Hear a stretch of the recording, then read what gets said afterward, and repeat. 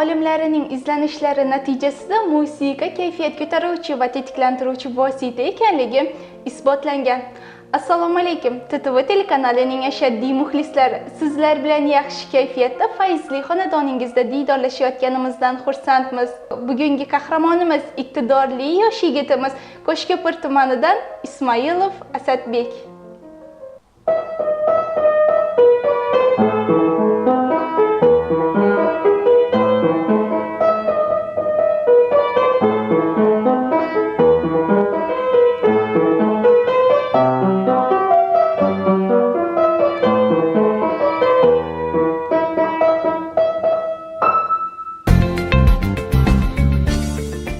Bugungi ko'rsatuvimizning qahramoni Ismoilov Asadbek Qo'shko'pir tumanining ziyoli oilasida 2006-yilda tug'ilgan. Bugungi kunda Xiva tumanida joylashgan 121-sonli ko'z ojizlar maktabida ta'lim-tarbiya olish bilan birga musiqa va san'at sirlarini ham o'rganib kelmoqda. Ko'proq musiqa bilan shug'ullanadigan Asadbek juda ko'plab tadbir va tanlovlarda faol ishtirok qilgan.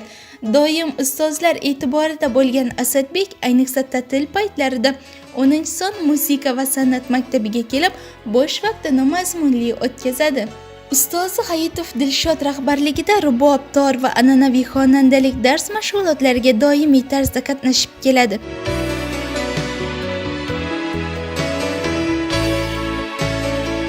Iqtidorli o'quvchilarimizdan birisi Ismoilov Asadbek. O'zini nazariy fanlar bo'yicha ham qiziqishlari juda kattaligi bilan boshqa o'quvchilardan ajralib turadi. Qiziqishlari juda katta. O'zini ustida ko'p izlanuvchan o'quvchilarimizdan hisoblanadi. Kelgusida shu musiqa san'at sohasida kelgusi ishlarini omad tilaymiz. O'zbek xalqi o'ziga xos va betakror musiqa merosiga ega. Uning qimmatli namunalarini saqlash, o'rganish, uni amaliy ijodiy o'zlashtirish borasida shu kunga qadar samarali natijalarga erishildi.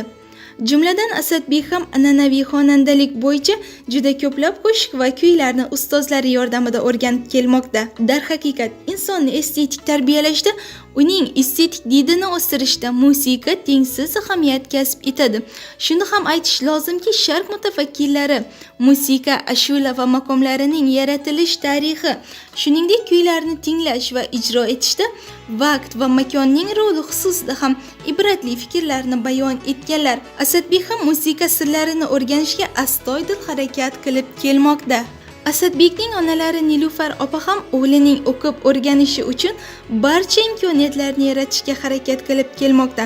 Bunga suhbatimiz davomida guvoh bo'lishingiz mumkin. Assalomu alaykum Asadbek, yozgi ta'tilni qanday o'tkazyapsiz? Assalomu alaykum. Men yozgi ta'tilni juda ham yaxshi o'tkazyapman. Men yaqinda Toshkent shahrining Parkent tumanidagi Emeshtayn bolalar sog'lomlashtirish oromgohiga borib keldim. U yerda qoldirgan taassurotlarim juda ham a'lo. Men u yerda to'garaklarga qatnashdim. U yerda shaxmat shashga, kutubxonaga borib, turli kitoblar o'qidim. Bo'sh vaqtlaringizni qanday o'tkazasiz? Men uyda bo'sh vaqtlarimda o'rtoqlarim bilan shaxmat shashga o'ynab turaman. Dars tayyorlayman. Mana shu 10-son musiqa maktabiga kelib, darslarimni o'z vaqtida o'tayman. Musiqaga qiziqishingiz qachondan boshlagan? Mening musiqaga qiziqishim bolalik paytimdan boshlangan. Onamning aytishicha, meni beshikda yotgan paytim meni televizor qarshishiga o'tkazib qo'yib, ashula qo'yib qo'yar ekanlar. Shunda keyin esa o'z ishlarini davom ettirar ekanlar. Men techgina yotar ekanman. Mening musiqaga qiziqishim shundan boshlangan. Keyinchalik esa 3-sinfda darsda o'tirgan paytimizda Hayitov Dilshod ustozimiz kirib kelib, 10-son musiqa maktabining filiali shu yerga kelgani haqida aytib, bizlarga tushuncha berib o'tdilar. Keyin esa shundan men ustozim yoniga borib, shu kerakli hujjatlarni to'g'rilab darsga kirishib ketganman. Musiqa darsiga. Asadbek, sevimli san'atkoringiz kimlar va ularning qaysi qo'shiqlarini yoki xislatlarini yaxshi ko'rasiz? Mening eng yaxshi qo'shiqchilarimdan biri bu Og'abek Sabirov, Bunyodbek Saidov. Shu qo'shiqchilarni yaxshi ko'raman. Ayniqsa Og'abek Sabirovning Lazgi qo'shig'ini juda ham yaxshi ko'raman. Hikoya qilib bera olasizmi? Ha, albatta. Bulbul qo'nib o'tganmi? Kamoljon sazina. Shakari bol ekanmi? Beqiya savozina. Kim esa aylanar asiri oshnasini. Kim esa aylanar asiri oshnasini. Maxtum bo'lib aytganmi? Gavhar xonim nazini. Maxtum bo'lib aytganmi? Gavhar xonim nazini. Bilasiz, bizning ko'rsatuvimiz iqtidorli yoshlarni xalqqa tanitishdan iborat. Har bir iqtidor egasining esa albatta o'ziga yarasha yutuqlari ham bo'ladi. Siz o'zingiz yutuqlaringiz haqida ham to'xtalib o'tsangiz. Mening yutuqlarim maktabimizda va maktablararo o'tkazilgan konsert darslarida faol qatnashib, diplomlar, faxriyorliklar olganman va Kamalak yulduzlari konkursida ham faol ishtirok etganman. Sizning o'zingiz san'atning ko'proq qaysi sohasiga qiziqasiz? Klassika, mumtoz yoki makon? Men san'atning mumtoz yo'nalishiga qiziqaman. Mumtoz yo'nalishida ijod qilgan ustoz san'atkorimiz Kamoljon Atayozov bo'ladilar. U bir qancha mumtoz ashulalar mavjud. Ulardan Podachi, Bo'lmas, Ko'ring, Mastona yurguncha, Bilbil ko'rdim, Netay. Yana doston yo'nalishida ham ijod qilib o'tgan. Lazgi avval kuydan iborat bo'lgan ustoz Kamoljon Atayozov ilohiy kuyga so'z bog'lagan insondir. Bizga o'zingiz sevib ijro qiladigan kuylaringizdan birontasini ijro qilib bera olasizmi? Ha, albatta. Qaysi qo'shig'ingizni ijro qilib berasiz? Dadajon qo'shig'imni ijro etib beraman. Uni so'zini, musiqasini o'zim yaratganman. Juda yaxshi. Unda birgalikda teletomoshabinlarimiz bilan birga tinglaymiz. Oymomaga termulib tilaklarim aytarman, dadajonim sog'inib kecha kunduz kutarman. Oymomaga termulib tilaklarim aytarman, dadajonim sog'inib kecha kunduz kutarman. Oy mama jon, oy mama, rahmon gelsin falama. Oy mama jon, oy mama, rahmon gelsin falama. Onam deydi şükür kıl, bana canım ağlama. Onam deydi şükür kıl, bana canım ağlama. Asadbek, ustozlaringiz haqida ham qisqacha ma'lumot berib o'tsangiz. Mening birinchi ustozim Risolat ustoz Bag'bekova bo'ladilar.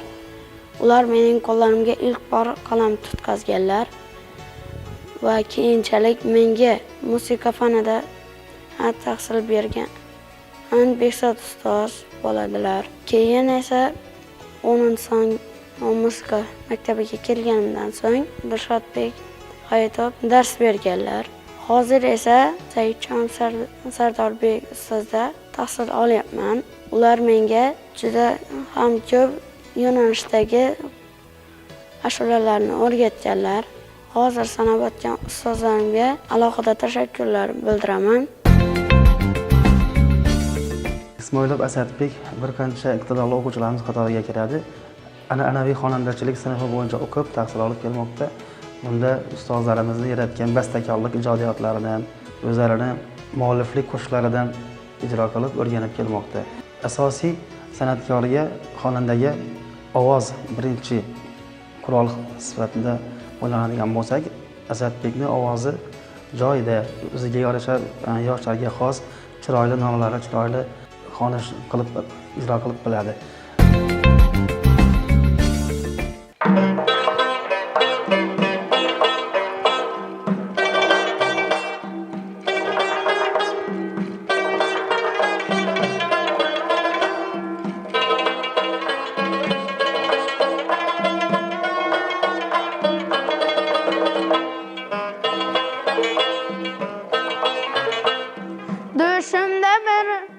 böyle gördüm. Hürküp gelmiş gülzarından. Düşümde bir böyle gördüm. Hürküp gelmiş gülzarından.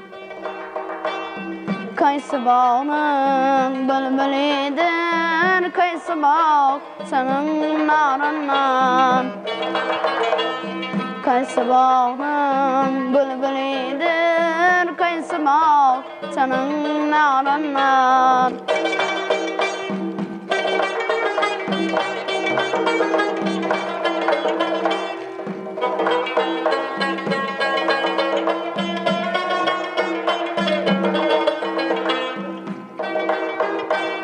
Görmüşüm sen çağları, sineme salmış dağları.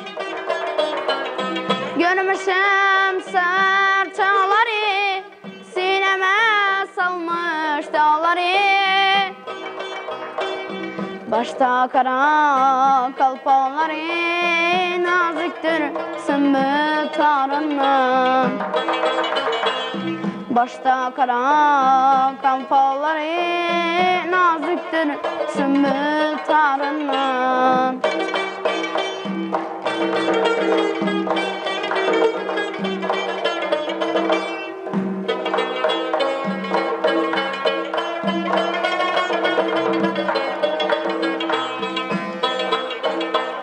Yüzü aydın şöyle saçar, hüsnü felek dün macalar. Yüzü aydın şöyle saçar, hüsnü felek dün macalar. Aytın yarım kaçan geler. Aytın yarım kaçan geler, varsam derya kenarından. Aytın yarım kaçan geler, varsam derya kenarından. Hiç kişi sırrın bilmese, mahımның halın sormasa. Hiç kişi sırrın bilmese, mahımның halın sormasa. Aşık bir zulüm görmese, eğra düşer miyarından. Aşık bir zulüm görmese, eğra düşer miyarından. Aşık bir zulüm görmese, eğra düşer miyarından. Aşık bir zulüm görmese, eğra düşer miyarından.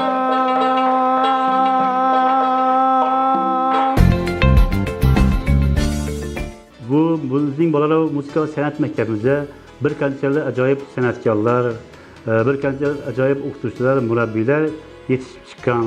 Hozirgi davrda maktabimizda 238 ta o'quvchi tasviriy san'at va musiqa ta'lim bo'yicha yo'nalishlari bo'yicha ilm olib kelmoqda. Shulardan 28 ta o'qituvchi murabbiy bularga ta'lim tarbiya sirlarini, san'at sirlarini o'rgatib kelmoqda. Madaniyat va san'at sohasini yo'naltirish bo'yicha tashkil qilgan to'garakda ina o'quvchimiz to'garak a'zosi Ismoilov Asadbek bo'sh vaqtlarida maktabda tashkil qilingan to'garakda faol ishtirok qilib kelmoqda. Va Ismoilov Asadbek tumanimizda bo'ladigan, maktabimizda bo'ladigan turli xil ko'rik-tanlovlarda, konsertlarda, anjumanlarda qatnashib, o'zining san'atga bo'lgan qiziqishini ijro qilib, namoyon qilib kelmoqda. Kuylarni o'rganish uchun bir kunda qancha vaqtingizni ajratasiz? Men bir kunda 2 soat vaqtimni ajrataman. Tushlik payti 1 soat, kechki payt 1 soat shug'ullanaman. Musiqadan tashqari yana nimalarga qiziqasiz? Men musiqadan tashqari rasm chizish, shaxmat sharashga yo'nalishlariga qiziqaman. Asadbek, maroqli suhbatingiz uchun sizga kattakon rahmat. Kelgusi ishlaringizda, ijodingizda omad va muvaffaqiyatlar tilaymiz. Hech qachon izlanishdan to'xtamang. Shu bilan birga bizning ko'rsatuvimiz ham o'z nihoyasiga yetdi. Hurmatli va qimmatli yoshlar, hech qachon eslanishdan to'xtamang. Keyingi ko'rsatuvimizgacha sog' va omon bo'ling.